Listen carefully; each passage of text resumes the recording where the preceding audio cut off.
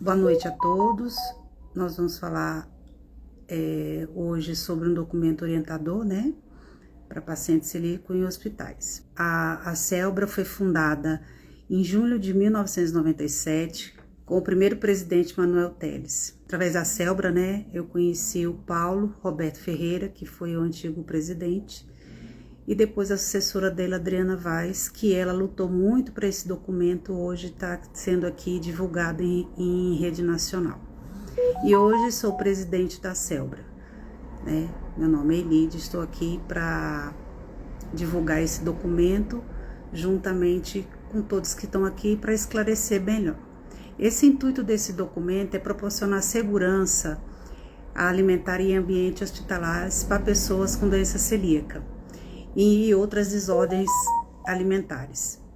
Nós convidamos os profissionais de saúde para elaborar esse documento, né? E ele surgiu demanda à comunidade de pessoas celíacas e mudar o cenário atual, né, dessa condição.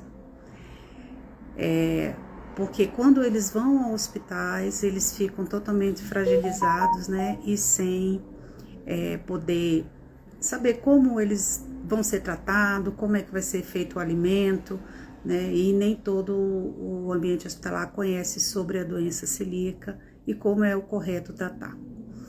Gostaria também de enfatizar aqui que a doutora Lenora Smith, ela foi uma pioneira sobre a situação da patologia do DF e no mundo sobre a doença celíaca, enfatizando a importância do diagnóstico e o tratamento precoce na prevenção do problema futuro, que é a doença, né? O que ela pode causar.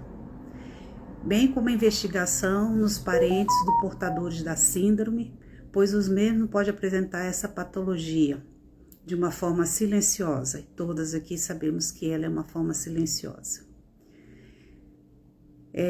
Eu gostaria muito de dizer a vocês que esse documento orientador, ele foi feito em 5, vamos colocar assim, capítulos, né?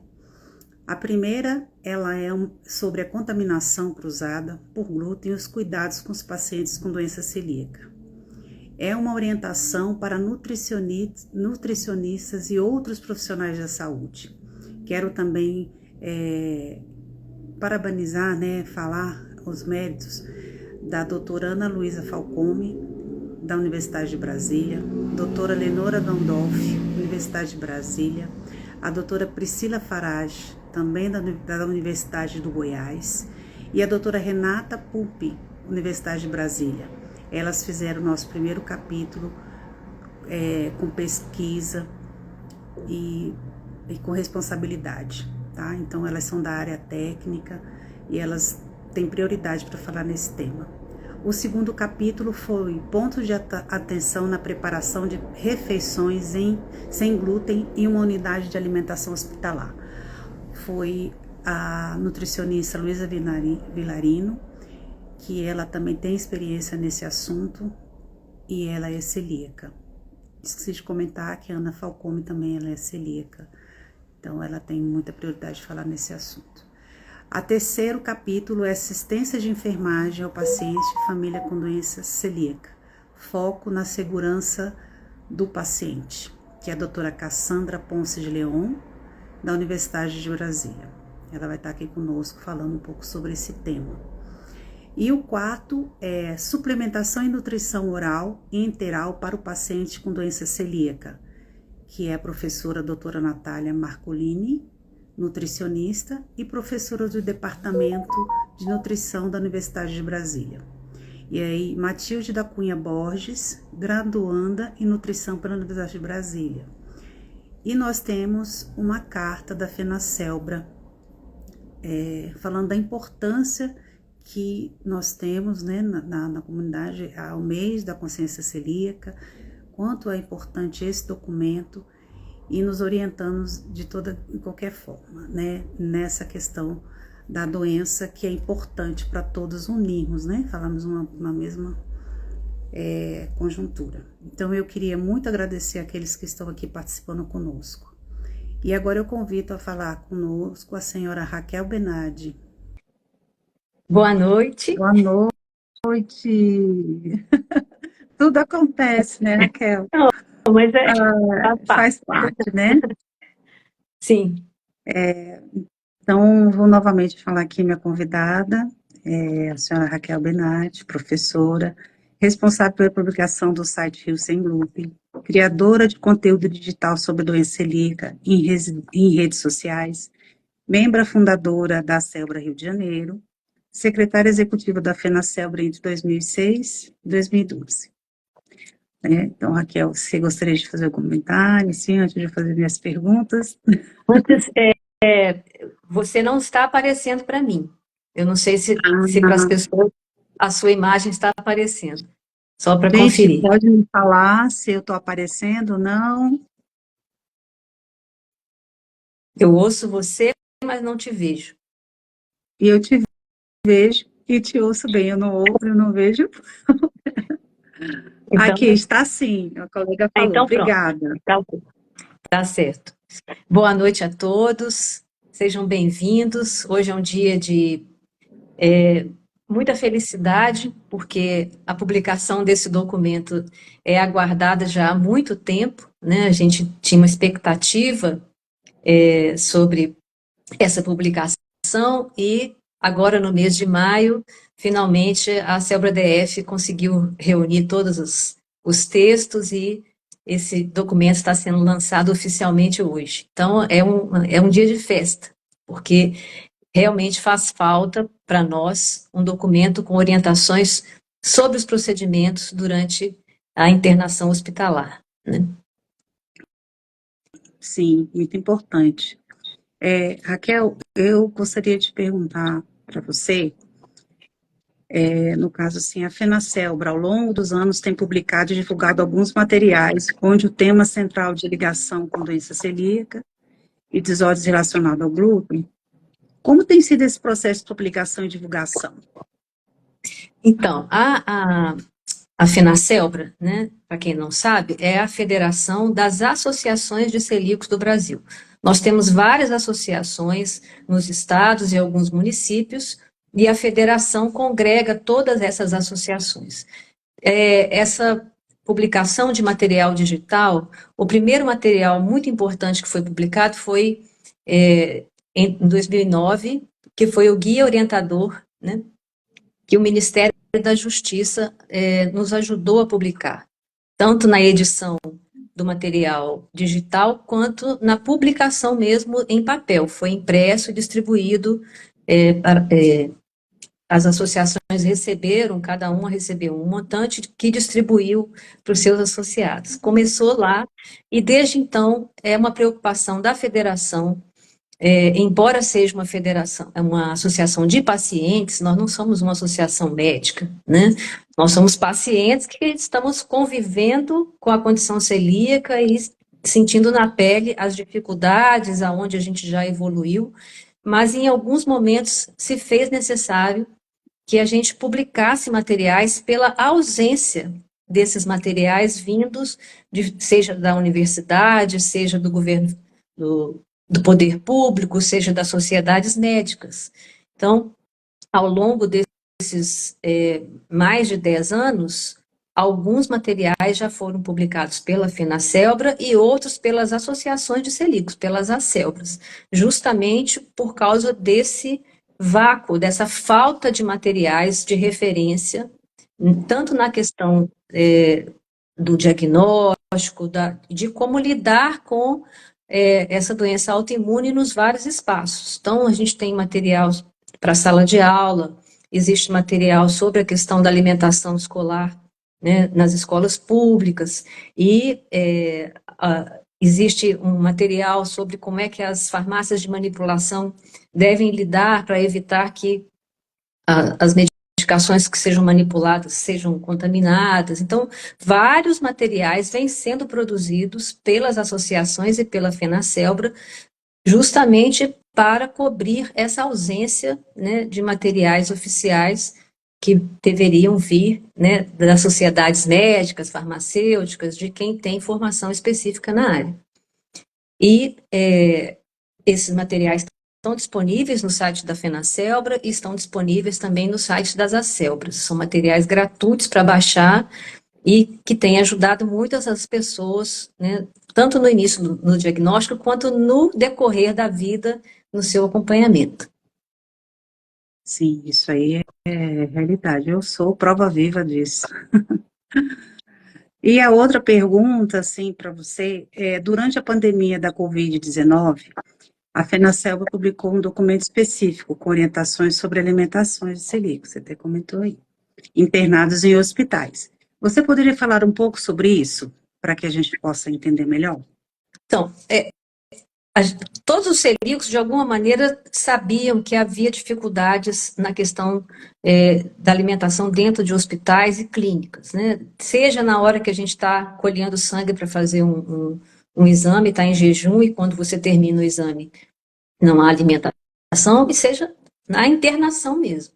Com a Covid-19, isso explodiu, porque começou a vir demanda de vários lugares pedindo socorro, porque as pessoas estavam internadas, algumas, né, não sei se vocês vão se lembrar, mas no início da pandemia não poderia haver acompanhamento, né? As pessoas ficavam sozinhas nas internações. E a dificuldade de alimentação, de fazer a equipe, tanto de nutrição quanto a equipe médica, de enfermagem, entender o risco que o celíaco estava correndo ali, ele melhorava daquilo que o levou à internação, mas ele não conseguia sair da internação porque tinha adoecido em função da alimentação que foi servida. E isso foi logo no início, a gente percebeu essa necessidade de resposta, e a FenaCelbra, então, produziu esse documento com orientações básicas, informando tanto a equipe de nutrição quanto a direção do hospital sobre a atenção que se faz necessária na alimentação desse paciente. Essa carta ficou disponível no site para baixar em PDF, muitas pessoas usaram, e a carta permaneceu lá mesmo após, né, 2021, 22, 23, está lá até hoje, continua servindo como um documento oficial para que o paciente consiga minimamente tentar um diálogo com a equipe de nutrição e a equipe diretiva do hospital, né? Então, ele surgiu de uma demanda grande no início da pandemia, mas continua sendo um material de referência para muitas pessoas no momento da internação, seja eletiva, seja de emergência. Uhum. E aí, no que eu também queria saber com você, qual a importância da publicação de um documento com orientações sobre atendimento de pacientes com doença celíaca em hospitais? O que isso Então, ajuda a como é nós? que ajuda? Quando eu, paciente, vou lá, eu, Raquel, né, vou lá conversar com a equipe de nutrição, nem sempre as pessoas conseguem explicar claramente, né, a questão da contaminação cruzada, a questão da própria doença celíaca, doença autoimune. Muitas vezes, quem está ali no hospital desconhece, inclusive a gente vê erros, né? Não sabe nem o que é glúten. A gente vai receber uma alimentação que está escrito glúteo, alimentação sem glúten. Então, o paciente tem dificuldade, às vezes, nesse diálogo, não é ouvido, ou é ouvido, mas não vê os seus direitos respeitados. Quando você tem um documento produzido oficialmente, equipes, né, são nutricionistas e enfermeiros que estão produzindo ali esse material, dá uma chancela para o próprio celíaco, né, no momento da internação. Ó, existe esse material aqui, vocês poderiam ler e entender o que nós estamos dizendo quando a gente diz que não pode comer essa comida que veio. Então, isso ajuda o paciente, isso ajuda também as equipes, porque aí tem um material de referência sobre isso, não é uma coisa que o paciente disse ou que o meu colega médico vivenciou isso em outro lugar. Não, existe um documento oficial agora com essas orientações. E, justamente no momento, por exemplo, essa semana nós tivemos uma ótima notícia, que a cidade de Curitiba, né, foi aprovada um projeto de lei, que agora é lei, que os hospitais precisam prestar atenção na alimentação dos seus pacientes celíacos. Virou lei em Curitiba. Ao mesmo tempo, a gente vê esse processo acontecendo em Goiânia, também está tramitando um projeto de lei nesse sentido. Esse documento vem complementar isso, porque você vai ter um material de referência para esses hospitais para consulta. Ali você tem, né, material oficial produzido por nutricionistas, com a chancela, inclusive, né, da UNB, em 3 documentos que nós temos ali, são profissionais ligados à Universidade de Brasília. Então, isso, a gente está vendo completar um ciclo, né? Isso vem nos ajudar de uma maneira, é imensurável, como um documento desse porte pode nos ajudar. Muitos pacientes estão sozinhos, não têm os seus médicos como interlocutor no hospital. Ele precisa conversar com a equipe de enfermagem, com a equipe de nutrição, com a equipe diretiva do hospital para fazer valer um direito. E esse documento, ele dá uma tranquilidade. Eu posso enviar esse material por e-mail, eu posso usar esse material impresso e entregar para a equipe, eu posso ter um documento para falar, isso não é coisa da minha cabeça, eu não inventei contaminação cruzada. Isso existe e existe orientação oficial sobre como se fazer o atendimento do paciente celíaco, né, durante uma internação hospitalar. Sim, sim, isso é muito importante. E eu queria falar com você, se você pudesse falar um pouquinho, no caso, esse mês é o mês da consciência celíaca, né? E o tema deste ano é muito importante para que a gente possa nos conhecer, saber quem eu sou, quem você é, né? E a importância desse, vou colocar assim, desse formulário que a FenaCebra colocou à disposição para todos. Sim. Pode falar um pouquinho para mim? A campanha desse ano é uma contagem, né? É no sentido de numérico mesmo. Nós precisamos contar quantos celíacos já conseguiram diagnóstico no nosso país. Esse número não existe, nós não sabemos, o governo federal não sabe, o governo estadual não sabe, o governo municipal não sabe, a sociedade de gastroenterologia não sabe, a universidade não sabe, nós não temos ideia. Nós somos 5 mil, nós somos 50 mil, nós somos 500 mil, não sabemos. Então, fica muito mais difícil quando a gente não tem o cenário desenhado na questão de solicitação de políticas públicas e defesa de direitos. Então, a federação, né, trouxe a campanha Eu Sou, Eu Conto, Você É, Você Conta. Nós estamos contando ali. Então, nós já temos mais de 5 mil respostas nesse formulário, né? É lógico que ela tem uma dupla interpretação no sentido de que eu conto a minha história. Olha aqui, eu sou celíaca, eu tive meu diagnóstico assim, mas a bandeira da campanha esse ano é no sentido numérico mesmo. Nós precisamos saber quantos somos e onde estamos. Então, quando a gente vê o mapa do Brasil com essas 5 mil respostas, nós vemos aonde a doença celíaca já tem algum caminhar, alguma melhora na questão, né, de acesso ao diagnóstico. Então, nós temos, por exemplo, o estado de São Paulo é o estado que tem mais diagnóstico de doença celíaca. Nós temos uma história ali da Unifesp e da USP, né, e isso espalhado por todo o estado, desde a década de 80, olhando para a doença celíaca, formando médicos especialistas nisso e oferecendo acesso ao diagnóstico. Nós temos Santa Catarina, o segundo estado com mais celíacos, né, na nossa contagem. A mesma coisa, nós temos uma história longa, tanto da Associação de Celíacos de Santa Catarina, quanto da Universidade Federal de Santa Catarina, no atendimento de celíacos, e isso refletindo em todo o estado, Rio Grande do Sul, Paraná. Mas nós vamos para o Acre, tem 2 pessoas que responderam o questionário no Acre. 2 pessoas. Uhum. Essa disparidade, é esse cenário que a gente precisa mostrar. Olha as injustiças, né, e a invisibilidade dentro da invisibilidade. A doença celíaca é uma doença invisível, mas em alguns estados ela é mais invisível do que outros ainda.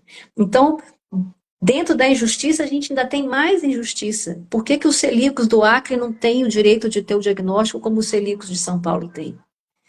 Não fomos nós que sim, produzimos essa injustiça, mas nós estamos vendo e a gente precisa denunciar essa injustiça. Então, esse questionário, ele evidencia isso, não é uma coisa que a gente tirou da cabeça, não. A gente tem números para mostrar, olha aqui, essa é a situação. Nós temos um protocolo de doença celíaca no SUS para fazer diagnóstico, mas desses 5 mil que responderam, apenas 6% tiveram diagnóstico no SUS. O que que isso significa? Né? É dado para a gente refletir. Eu tenho uma opinião, né, sim, de que ainda é difícil conseguir o diagnóstico no SUS. Essa é a minha opinião. Mas isso, na hora que mais pessoas se debruçarem sobre os resultados do questionário, nós vamos conseguir produzir um documento, e com esse documento é que a gente espera sensibilizar tanto as autoridades quanto as sociedades médicas, que é preciso fazer alguma coisa. Num país que deveria ter 2 milhões de celíacos diagnosticados, nós temos 5 mil? É isso? Então, é. por isso que eu sou, eu conto, você conta, é muito importante para que a gente tenha esses dados à mão. Então, quem ainda não respondeu o formulário, o link fica ali na bio da FenaCelbra, né, no Instagram. A gente tem divulgado também nos stories esse link. Existe um QR Code nos posts da FenaCelbra, que se a pessoa é só apontar com o celular ali, faz a leitura do QR Code, abre o formulário e responder. Isso é muito importante, porque sem isso a gente não consegue se reconhecer também, né? A gente precisa Porque avançar, a gente precisa e- avançar. A gente está indo passinho lento, mas o nosso passinho isso, está lento demais. Então, a gente precisa acelerar um pouco esse passinho para que a gente possa ter um outro cenário de doença celíaca daqui a 10 anos. Né? Que as novas gerações, elas provavelmente vão lidar, né, com medicações que vão vir para ajudar, mas elas precisam encontrar uma sociedade mais inclusiva, precisam encontrar mais facilidade, tanto no trabalho, quanto no estudo, quanto, né, na convivência social e no acompanhamento médico, porque não basta o diagnóstico. A gente precisa de acompanhamento e é por toda a vida. É uma doença grave quando não tratada ou quando tratada maltratada. É uma doença autoimune que, se não controlada, não colocada em remissão, o adoecimento do celíaco, ele multiplica, né? A gente, infelizmente, nós temos esses históricos das pessoas que, quando tem o diagnóstico de doença celíaca, já tem 3, 4, 5 doenças autoimunes que foram ativadas nesse processo. sim, Então, a gente fica falando a noite inteira, né? Mas isso, a gente precisa ah, acelerar, a gente precisa acelerar. Então, talvez tendo um pouco desse cenário, né, alguns dados, a gente consiga, junto com aquilo que já foi produzido pelas universidades, nós temos hoje, inclusive, esse grupo da Falcomer com a Zandonade, né, que escreveram ali, doutora Lenora também, tem muita produção já sobre qualidade de vida do celíaco, sobre a contaminação cruzada, nós temos material sendo produzido pela universidade. Então, a gente precisa aproveitar esse material e tentar mostrar, né, para a sociedade, para as autoridades, o cenário da doença celíaca no Brasil hoje, e que ele precisa mudar com urgência. é esse o nosso papel de Acelbra, né? Isso. Mostrar isso, e eu fico muito feliz delas terem compartilhado esse trabalho e que a gente possa colocar a FenaCel para ficar disponível para todos, viu? Isso. Assim que terminar a live, né, esse material estará disponível no site da FenaCel para ser baixado, compartilhado, né? É um material em PDF, ele ficou aproximadamente com quase 50 páginas, né? E vai estar disponível no site da FenaCel. Isso. E muito obrigada, Raquel, por você ter vindo, viu, falado, esclarecido. Tem pessoas aqui que estão encantadas, querem ver, quer olhar, né? Aí, como você já falou que vai estar disponível, eu também vou colocar nas redes sociais. Agradeço muito a sua atenção. E eu vou chamar agora minha colega Cassandra para falar um pouquinho, né, na área da enfermagem, né, o que a gente pode agregar também. Tá? Muito obrigada, boa Boa noite. E vamos noite. disponibilizar também o sitezinho, né? Para o pessoal preencher o questionário, que é muito importante. né? Isso não vai só ajudar o DF, mas é o Brasil como um todo, tá? Muito obrigada mesmo. Boa noite. Boa noite. Boa noite. Problemas técnicos, ao vivo é assim, né? Não estou ouvindo.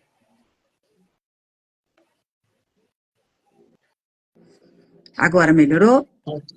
Sim, agora estou te Ah, ouvindo. Tá dando para me ouvir? sim, perfeitamente. Viu? Obrigada, aquele pessoal que está entrando novamente, tá? Para prestigiar a Cassandra. Ela tem muito a contribuir conosco, com a informação do documento orientador. É, minha colega lá do Espírito Santo, oba! Ah, Boa isso. noite a todos. Como eu disse logo quando eu entrei, ao vivo é assim, né? Nunca tive um problema destes de entrar, mas com o sistema travado, então não dava para fazer nada. Não sei, é problema técnico, né? Tentei em vários aparelhos até que finalmente deu. Não, Então, também dizer good night. Eu não sei se aquele jovem da Turquia, da Universidade da Turquia, se ainda está aqui. Ele perguntou de onde nós estamos fazendo esta live. Então, do Brasil, não sei se ele ainda está aqui, que eu agora não consigo ver, sim, a gente não né, consegue mas nós ver nada. estamos fazendo. Não consigo enxergar pelo celular, não vejo mais nada. Então, nós estamos aqui no Brasil e a live acontecendo com pessoas de vários lugares, né? Então, Uhum. uma boa noite para todos. Apesar dos problemas técnicos e do avançar da hora, né, eu queria parabenizar as duas gestões, né, da ACELP, a anterior e esta. A anterior que sonhou com algo muito bom e a atual que finalizou, né, que concluiu aquele sonho para termos hoje um manual orientador que não apenas abre os olhos para a nutrição, mas também para outros profissionais da área da saúde. Na live anterior não, na fala anterior e nas dúvidas eu percebi que muitos já passaram pela dificuldade de uma internação, né? E a dificuldade não se limita, não se restringe apenas à questão alimentar, não é? Então a gente percebe. Teve uma mãe que disse que o filho dela, quando está internado, é só na dieta. Dieta que é dieta parenteral, né? A dieta é algo que vem do fabricante, né? Do laboratório. Porque no hospital é uma realidade ainda em muitos lugares, né? Aqui no Brasil, de não termos uma cozinha própria, né? Então, mas no material que eu fiz como uma reflexão, né? O que eu trouxe como reflexão para a segurança do paciente é voltado principalmente para profissionais que vão cuidar. Então, enfermeiros, médicos, que em algum momento vão ter que chegar perto do paciente, vão administrar algum medicamento. Então, na enfermagem a gente fala dos 7 certos, 10 certos, sempre vai melhorando os certos. É o paciente certo, medicamento certo, a via certa, a dose certa, na hora certa. Quando eu estou lidando com o paciente celíaco, este olhar para os certos vai muito além. Eu preciso ter segurança de que aquele medicamento ele não tem nada de glúten, né? E a RDC da Anvisa, a resolução da Anvisa que nós temos, que obriga, exige e regulamenta para o fabricante colocar no seu rótulo, contém glúten, contém lactose, contém álcool, contém alguma coisa em letras grandes, isso é de 2022, né? Então, faz pouco tempo. Então, hoje existe esse receio, é um receio muito válido, de que remédio que foi prescrito para mim. Eu posso, de fato? Porque não é só dizer, contém glúten. Um simples corante, o corante que deixa a corzinha no remédio, pode vir da cevada. Então, quem tá fazendo, manipulando, produzindo aquele remédio, precisa ter um olhar mais atento. Então, não é só glúten, não é só pensar em trigo, né? Porque é cevada, centeio. E eles são corantes. viram corantes. Então, eu me preocupei muito quando eu comecei a conviver, né, com os colegas da Celbra. Eu não sou celíaca, eu sou somente uma enfermeira, simpatizante, que tem o maior carinho e entendo que é um assunto que tem que estar na pauta, na formação dos profissionais da saúde. Então, desde o momento que eu entrei em contato com a Celbra e fui convivendo, ouvindo as experiências, as histórias de vida, eu digo, eu tenho que colocar isto na formação dos meus alunos. Então, hoje é pauta, a gente trabalha a doença celíaca na formação de futuros enfermeiros. Ai, que Né? bom. Porque a gente escuta muito, é uma alergia. Não, você não toma só hoje, mas só um pouquinho. Né? Então, Isso é realidade mesmo. pensar... Nossa, essa é a nossa realidade mesmo, né?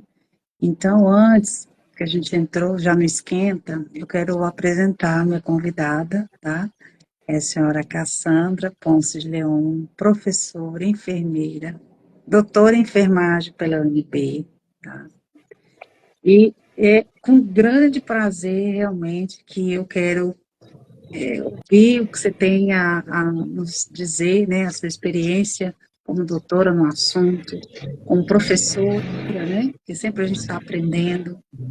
E a primeira pergunta para você: qual é a importância da segurança do paciente para a enfermagem quando lidamos com a doença celíaca? Você já deu mais ou menos uma introdução no começo, né, do certo, mas e no caso celíaco, como é que ele fica nessa, para você como enfermeira, para os seus alunos futuros enfermeiros?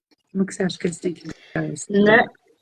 na minha experiência, né, eu tenho visto isso acontecer. Às vezes o enfermeiro está em dúvida, quer ter certeza, pega o telefone e liga para o setor da farmácia para confirmar. Tal medicação, a dose máxima é qual? E qual é o composto? Então, assim, é, é muito importante a gente estar salvaguardado. Então, a melhor coisa é ligar. Todo o posto de enfermagem, todo o andar do hospital tem um telefone. Se não tiver, a gente liga do celular, porque nós temos que ter a segurança de não colocar em risco a vida do paciente. Então, um paciente que chega para nós, ele só pode sair melhor, nunca piorar. Então, não pode piorar com o cuidado que a gente vai prestar a ele. Sim. Então, para eu ter certeza, ligo o telefone, confirmo, tal medicação contém glúten, cevada, centeio, algum corante, algo que um paciente com doença celíaca não pode receber, né? Porque a alergia, uma reação grave, pode acontecer por um simples remédio que a pessoa é altamente sensível ao glúten, né? Então, é qualquer composto ali, né? Então, a gente fica alerta, fica de pé atrás quando a pessoa fala. A gente já tem que marcar no prontuário, assinalar com letras garrafais, né? Este paciente tem um diagnóstico de doença celíaca, então muita atenção. Não é só a alimentação. Lógico que isso é uma preocupação muito válida, e é lógico, né? A gente tem que estar atento a isso, mas também a medicação que eu acredito que a maioria das pessoas não imagina que isso pode ser preocupante também para um paciente com doença celíaca, né? Então, ouvir o paciente e anotar lá, bem grandão, né? Doença celíaca. Letras garrafais. Você, né, nessa sua trajetória, tem visto esse olhar atento por parte da enfermagem nas suas passagens por serviço da saúde pública aqui no DF? No caso que você foi em algum atendimento, que você observou isso? Não, não tenho visto. Infelizmente, não é tão comum. A gente vê, por exemplo, na atenção básica, G6PD, né, que é um diagnóstico que se identifica pelo teste do pezinho, né, na triagem neonatal. Então, a mãe chega com a criança e diz, meu filho tem G6PD. Então, ela já tem uma lista de medicamentos que a criança não pode receber. Então, ela pergunta, esse que você prescreveu, está na lista? A gente vai e checa. Para a doença celíaca, eu não tenho visto isso, né? Não é algo frequente, né? Até a gente sabe que a prevalência não é muito alta.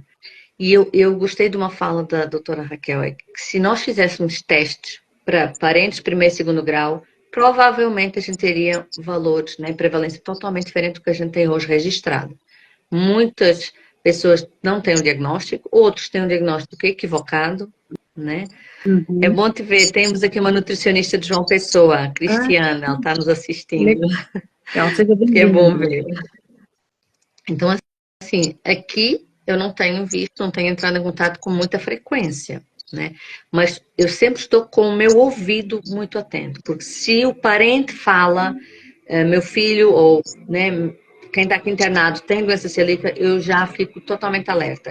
Mas é pela nossa experiência. Então, o que nós precisamos fazer é contagiar, falar, fazer eventos, simpósios, mesas redondas, falar, porque às vezes as pessoas pensam que é algo de cosmético. Não, hoje é moda.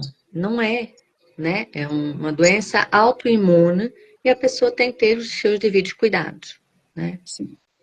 E o que pode ser feito no âmbito do serviço de saúde para contemplar, né, esse fato da segurança dos pacientes com doença celíaca? É uma pergunta bem difícil de responder, mas me Isso fale. é difícil, né? É difícil. Na hora que eu fiz aquela reflexão que está no manual orientador, eu fiz uma pesquisa bibliográfica primeiro, uma revisão integrativa. Eu botei os descritores, descritor Celiac Disease, Safety, nurse Care e Safety, Patient Uhum. Safety, uma coisa Sim. assim. Doença celíaca, cuidados da enfermagem e segurança do paciente. Só apareceram 2 artigos. Desses 2, os 2 não tinham a ver com a reflexão que a gente quer fazer, que a gente quer sensibilizar, porque estamos não só no mês da consciência, né, da doença celíaca, mas também para estarmos falando, para que mais pessoas conheçam a doença celíaca e como que se lida com ela. Depois eu tirei segurança do paciente e surgiram 191 artigos, né, só com celiac disease e nurse care. Mas a tônica que toda a enfermagem publica, e olha que isso é pouca publicação, tá? É muito pouco. É sempre na questão de dieta livre de glúten, ou na questão emocional, para receber o diagnóstico, e não estou vendo o que de fato nós precisamos pensar em segurança do paciente. Recebi um paciente assim, a minha chefia tem que saber, este paciente não pode comer aqui. Ele vai ficar internado, mas a comida você vai ter que chamar de fora. Vamos ter que arrumar um fornecedor seguro, que a gente saiba que a cozinha é segura, então tem que ter um cadastro de fornecedores. Ou o hospital tem uma infraestrutura super moderna, que eu ainda não conheci aqui, né, em Brasília, que tenha 2 cozinhas, uma cozinha que só entram umas funcionárias, a bandeja tem que ser de outra cor, para a gente saber que aquela bandeja é do andar que as pessoas não têm doença celíaca, então vamos supor, branquinha a bandeja da comida. Quem tem doença celíaca, a bandejinha é bege, é amarelinha, é verdinha, pode ser verdinha, bandejas diferentes. Na hora de recolher, aquelas bandejas não entram na cozinha comum, tem que entrar numa cozinha especial, cozinha que não tem trigo, que não tem cevada, não tem centeio. Então, quando a gente lida com essa situação, ela é séria, teria que ter toda uma mudança estrutural e gerencial. Então, é gestão de serviço de saúde, né? E aí, para não complicar, para não ter 2 cozinhas, 2 equipes, 2 nutricionistas, 2 equipes de copeiro, né? Que levam material e tudo mais. Isso onera, né? Isso é muito caro para o serviço. Então, é mais fácil você ter empresas credenciadas que elas têm um selo de seguridade, aquela coisa toda que a gente sabe que não entra trigo. Então, são empresas sérias e que nada, cozinha sem risco de contaminação. Então, a gente vai, a empresa tem um paciente, precisa das dietas em tais e tais horários, dietas assim, assim, assim, assim. Essa é a melhor forma da gente respeitar, fazer um atendimento humanizado, individualizado, sem colocar em risco a vida do paciente ou dos familiares, né? Ou né? Porque muitas das vezes é o paciente que tem e quem está acompanhando também deve ter doença celíaca ou pode ter. Então, se for o caso, a gente tem que anotar, fazer o pedido da dieta diferenciada, vindo de uma empresa que eu não sei nos demais estados que estão assistindo, mas eu acredito que tem. Em todos os estados deve ter sempre 1 ou 2 restaurantes seguros, né? Na Argentina é muito famoso, tem restaurante seguro para paciente celíaco. Em Portugal tem, em muitos outros países já está começando a ter restaurantes que não entra trigo, são restaurantes seguros, né? Então, a que os gestores têm que começar a pensar, eu vou cuidar deste paciente, seja no SUS, seja na rede privada. A estratégia tem que ser a mesma. Eu não posso colocar ninguém em risco, né? Aí, assim, uma pergunta que eu queria fazer para você também. No caso, é importante começar pelas UBS, essa conscientização dos enfermeiros, ou de cima, vindo do gestor para as UBS? Porque, assim, é um desafio, né? Porque o É um enfermeiro, desafio. com essa situação hoje que nós estamos, ele está fazendo tudo. Ele está atendendo, está fazendo triagem, está dando medicação, está fazendo curativo, né? E às vezes a pessoa que está lá desesperada, ela culpa o enfermeiro que não quer atender, mas mal sabe que não tem nem o material, os insumos adequados, assim. Eu queria ver a sua Verdade, percepção, né? O que você verdade. acha? Porque você vai me atender no UBS da vida, no hospital, aí eu falo, sou celíaca, você já entra assim, meu Deus, o que eu vou fazer se eu não tenho uma luva sem o pozinho, vou dizer assim, né? Para tirar o sangue. Eu queria a sua opinião como profissional na área. Eu vou falar. Eu vou só responder aqui a duas falas que eu vi da Cris, Ah, da sim, enfermeira, não, nutricionista sim, Cristiana. Ela falou que não vê essa realidade sim, no ambiente hospitalar lá em João Pessoa. E a Verônica falou, e eu concordo, Verônica, é muito mais econômico ter uma cozinha só e não entrar trigo, não entrar nada à base de trigo, porque uma pessoa que não tem doença celíaca não vai ter nenhum problema em ter uma alimentação saudável. Não precisa ser vegana, pode ser só saudável. Tira o trigo, né? Muitos estudos já mostram, inclusive estudos correlacionando autismo e dieta sem glúten. Melhora muito a condição do comportamento agitado da criança com autismo, né? Então, assim, o trigo em si, ele acaba irritando o intestino, né? A mucosa intestinal. Então, uma pessoa que não tem doença celíaca vai se beneficiar. Eu concordo com a Verônica, colocou esse comentário aqui. E por onde que eu começaria? É uma pergunta difícil, né? Eu tenho começado pelas universidades, pelas faculdades, porque são futuros profissionais que vão chegar no mercado, né?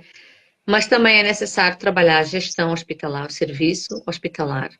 Quem sabe mostrar que é possível fazer pratos, alimentos, cuidar do aspecto nutricional dos pacientes internados e dos acompanhantes sem ter trigo no hospital, sem ter macarrão, sem ter um pãozinho, usar outras coisas, né? Eu uhum, acredito que isso não é tão difícil e nem é tão dispendioso, né? Não vai haver um gasto exorbitante numa alteração nesse nível, né? E na atenção primária, é importante ter todos os profissionais capacitados, porque alguns pensam assim, você tem doença celíaca? É uma alergia, né?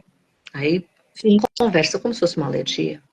E não é uma alergia, né? Então, há necessidade, sim, de fazer capacitação, de conscientizar, de mostrar caminhos econômicos e seguros, pensando sempre na segurança do paciente, né? Mas tem a questão do hábito alimentar em relação à aceitação da sim, dieta. Eu estava conversando com um nutricionista hoje, que está na Inglaterra, e ele disse para eu mudar as minhas papilas gustativas, são só 3 semanas. Mas se eu estiver internada no hospital, eu vou me adequar ao que o hospital tem para me oferecer. Por mais que a gente tenta respeitar os hábitos alimentares. Se eu estou internada, de certa forma, eu já sei, não, aqui não vai ter um salmão, não vai ter um bacalhauzinho, não vai ter algumas coisas que a gente gosta de comer, vai ter a comida do hospital. A gente já pensa assim, né? Agora, frutas, pode respeitar qual é a fruta que você gosta. Eu vou dizer mamão, gosto de banana, isso não é caro e não tem glúten, né? sim. A Cris, a nutricionista Cris está dizendo que retirar o glúten no hospital, ela pensa que pode ter outras implicações. Eu acho que a gente precisa tentar. Na realidade, eu queria ver um hospital que tivesse a coragem, a ousadia, a criatividade de tirar o trigo, o glúten, por completo do hospital. Até para os seus funcionários. Provavelmente a gente teria funcionários mais bem-humorados, menos irritados, sem prisão de ventre, sem gás, sem distensão abdominal, sem um monte de coisa que a gente sabe que o trigo causa, né? Sim. Eu penso que se a gente tivesse um gestor ouvindo aqui, ele poderia pensar, ó, até que não é tão caro, porque fruta, a gente pode trazer fruta da época, né? Enfim, tem muitos caminhos, muitas possibilidades. É preciso ousar, ter ousadia. São reflexões, né, que a gente tem que pensar, não só nesse mês, né? Sempre. Não é só Decorrer. neste mês. Esse mês tem Isso. mais visibilidade, mas a gente tem que pensar dessa forma, né? A importância do diagnóstico, do tratamento precoce é importante, né? Bem como a investigação dos Muito. parentes e dos portadores da síndrome. Eu posso ter, meu filho pode não ter, mas meu neto vai ter, né? Então, assim, ou então um familiar que já faleceu podia ter tido e a gente não sabe, né? Então, assim, é bem, assim, como é que eu vou te dizer? São coisas que a gente tem que repensar mesmo, né? Como lidar com isso. É a sugestão que você deu de um hospital ser livre, né? Usar uma dieta para todos, não só para o paciente, também é importante, né? Saber também sobre o assunto. Se a gente Porque isso for é saúde do analisar, trabalhador. isso, a saúde É, do trabalhador também, está pensando na saúde do trabalhador, né? Como ele atender, como você falou, mais bem-humorado, menos dor de cabeça, menos atestado, né? Isso influencia. A colega está falando, é importante se cuidar, e é mesmo. E isso, Socorro. Concorda também, Cassandra, no que a Socorro está falando? plenamente, plenamente. Então, é o que eu disse, antes de eu conhecer a Celbra DF, eu não tinha na pauta dos meus assuntos na faculdade, eu ministro saúde da criança na UNB, no campus de Ceilândia, tá? Uhum. E não era pauta doença celíaca. Mas eu entendo que esse é um assunto que tem que estar em pauta todos os semestres. Então, todos os meus alunos, que desde o momento que eu me sensibilizei para a causa, eu digo, eu tenho que trabalhar sempre este assunto, porque eu quero enfermeiros que saibam entender que doença celíaca não é alergia, só hoje você pode comer. Não, não pode. A pessoa não pode comer só hoje. Ah, pede para o teu pai liberar, pede para o teu médico deixar só uma vez. Gente, doença celíaca não é assim, né? Mas eu já escutei isso de vários profissionais da saúde. Então, é falta de conhecimento, por isso que a gente precisa falar cada vez mais, falar corretamente, as informações certas, né? Porque também tem muita coisa aí que não está correto, né?